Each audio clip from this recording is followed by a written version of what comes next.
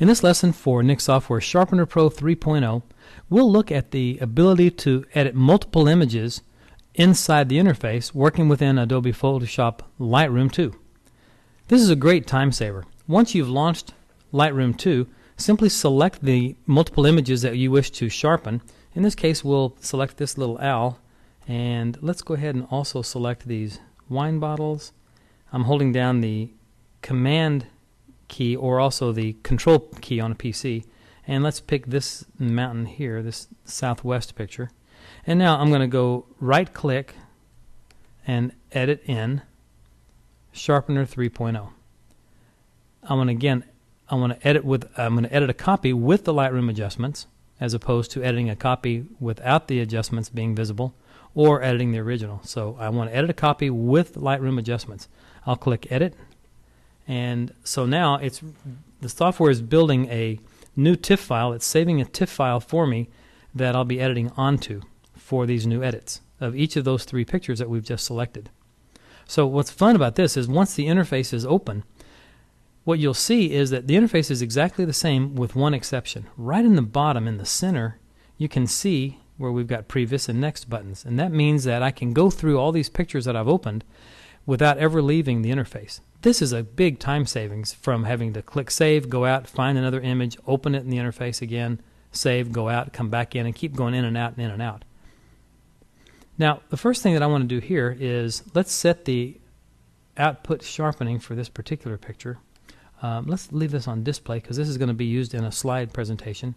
I want to zoom in to 100% to this bottle right here, and I'm going to bring up this adaptive sharpening a little bit, and then let's just look at the split preview to see our before and after. This is a big difference. Here's our before, and here's after, and it really adds some snap and sparkle to those highlights in these wine bottles. So let's say I'm happy with that. I'll click next, and that'll take me into the second image that'll come up, which is this owl. Now, this is a great looking little guy, but he does have, let me just go back to single image. Let me zoom in here to his beak and to right between his eyes. I can see a little softening in the feathering right in here. You can see how critically sharp the eye is here, but this foreground missed just a little bit. This was shot wide open at 2.8, and we lost a little bit of that focus toward the camera slightly. So in this case, what we'll do is let's adjust the output sharpening for an inkjet print. So I'm going to click inkjet, and then I'll adjust the viewing distance, the paper type that I'll use. I'll set auto on the viewing distance. I'll use, say, luster paper that I want to print to, and then I'll set the printer resolution for my inkjet, which is on my desktop, which is 2880 by 1440.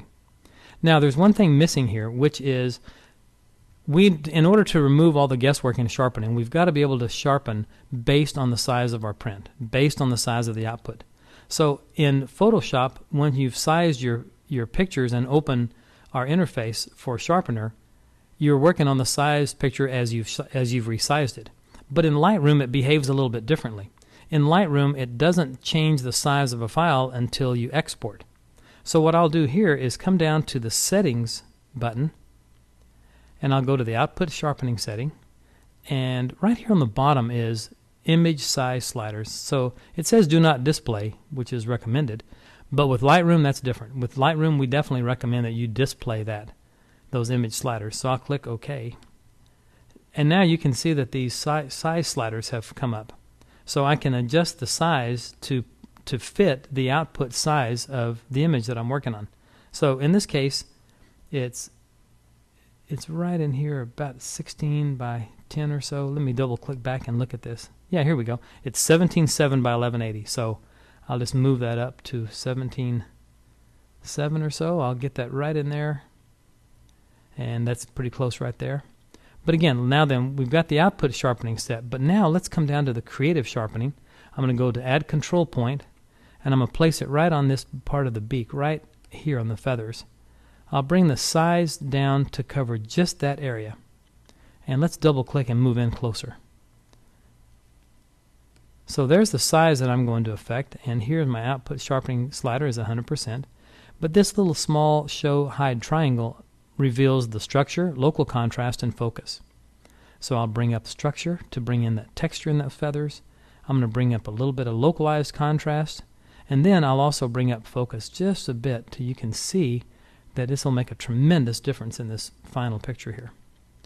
So let me go up to my split preview, and as I click and slide back and forth, you can see the before and after. It really helped add a little bit more sharpening right to that area right there in the picture. So as I zoom out,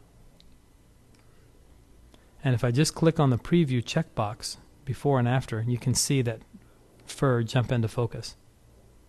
Okay, so I'm good with that one, so I'll click next. And you know, the selective sharpening really does help me quite a bit. In a picture like this, I've got my output set here. I'll set this down to inkjet. I've got everything set there pretty much the way I want it. Here, let's just change this paper to glossy, and let's just change our resolution back.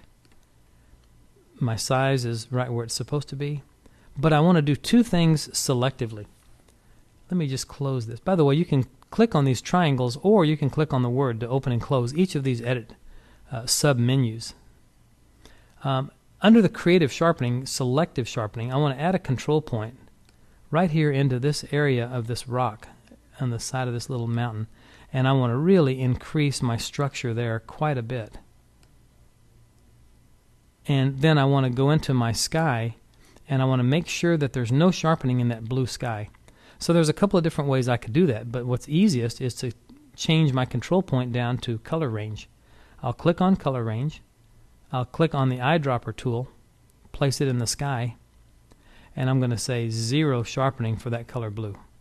And automatically that removes any sharpening that's being done in that sky. At this point, I'm ready to hit Save All and go back into Photoshop. As soon as I hit Save, we basically are finished with the edit session, and it takes us back into Lightroom.